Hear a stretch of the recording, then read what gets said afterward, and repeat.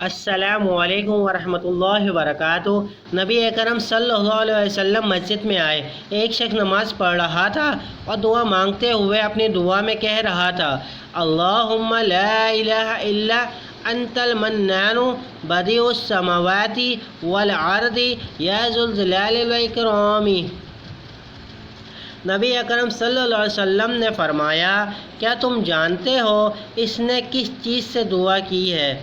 اس نے اللہ سے اس عزم کے ذریعے دعا کی ہے کہ جب بھی اس کے ذریعے دعا کی جائے گی اللہ اسے قبول کرے گا، اور جب بھی اس کے ذریعے کوئی چیز مانگی جائے گی اسے عطا فرما دے گا۔